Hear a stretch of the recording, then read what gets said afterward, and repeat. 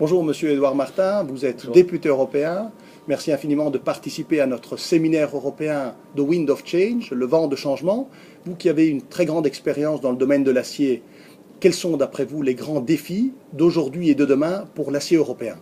Les enjeux seront inévitablement environnementaux. Aujourd'hui, effectivement, l'Europe a démontré, elle démontre chaque jour son savoir-faire technique. On fait des aciers de très forte valeur ajoutée, mais on n'est pas encore suffisamment, on n'a pas franchi le cap encore sur la rupture technologique pour émettre moins de CO2. Et donc l'innovation aujourd'hui nous permet de démontrer que c'est possible. Il faut donc investir. Notamment, il y a des projets qui peuvent être intéressants, à mes yeux en tout cas. Ulcos, le projet de captage de CO2, soit on le liquéfie, on le mélange notamment à l'hydrogène pour en faire du méthane, du gaz, soit on le piège en profondeur sous terre.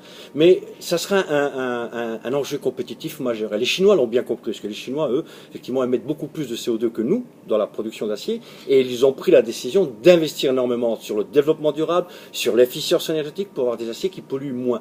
Pas uniquement parce qu'ils ont envie de nous faire plaisir, parce qu'y compris la pollution, les premières victimes, ce sont les personnes chinoises elles-mêmes.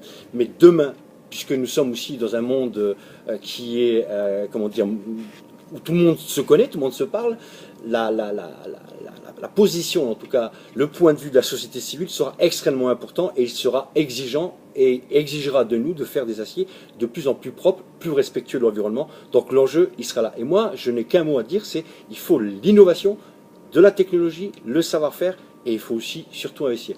Moi, en tant que parlementaire, j'ai travaillé 35 ans dans l'acier. Je sais que le cap est difficile, mais il est atteignable.